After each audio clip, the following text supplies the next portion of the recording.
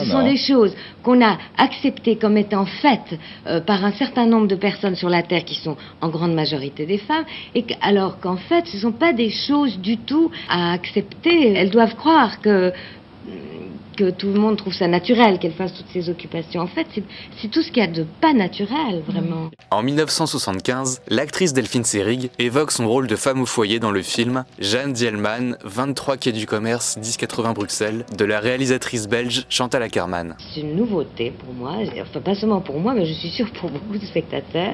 Ils n'ont jamais vu ce sujet traité. Chantal est la première à l'avoir fait, à mon avis. Élu meilleur film de tous les temps par la prestigieuse revue britannique Sight and Sound en 2022, le long métrage montre 3 jours dans le quotidien d'une Bruxelloise, aliénée par les tâches du quotidien. Cette femme vit seule avec son fils, elle est veuve, et depuis la mort de son mari, elle a continué exactement à vivre de la même manière que comme s'il était là. Il n'y a pas obligatoirement la nécessité d'un homme pour que, si vous voulez, on joue son rôle. L'ordre symbolique est tellement fort. Pour continuer à vivre, elle reçoit des hommes de 5h à 5h30 tous les jours. À la fin de la deuxième journée, tout cet univers très organisé va commencer insidieusement à se dérégler. Mais Jeanne Dielman, c'est surtout un film pionnier dans la représentation des femmes au cinéma et ce qu'on appelle à l'époque la ménagère.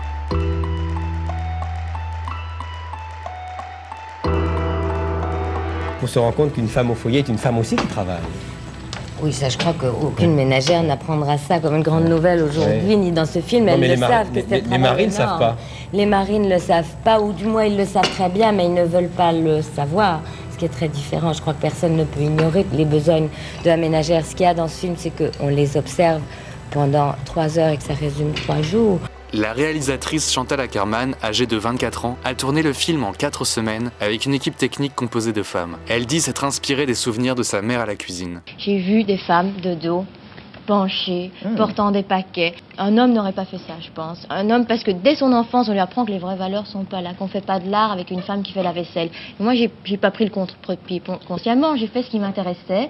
Et ça donne le résultat de ce film. Le film déstabilise le public par sa durée de 3h20 et son rythme lent, où chaque acte ménager est réellement accompli devant la caméra. Au cinéma, les spectateurs, je crois, ne s'en rendent pas compte, mais on leur montre quelqu'un qui essuie une assiette, et puis on passe à autre chose, et les gens sont censés avoir compris qu'on a lavé la vaisselle.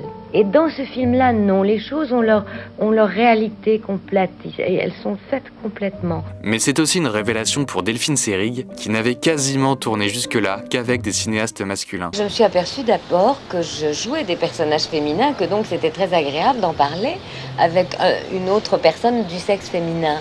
De même que les acteurs, je suppose, aiment bien parler avec des réalisateurs de leurs personnages masculins et que s'ils devaient tourner tout le temps avec des femmes, il y a peut-être des moments où ils diraient « Zut, j'aimerais bien parler avec un homme de ce personnage ». Si le film divise à Cannes, beaucoup de critiques lui reconnaissent son audace et la force de son propos, à commencer par les critiques du Masque et la Plume. C'est au fond la lutte contre l'angoisse d'une femme qui est toute seule.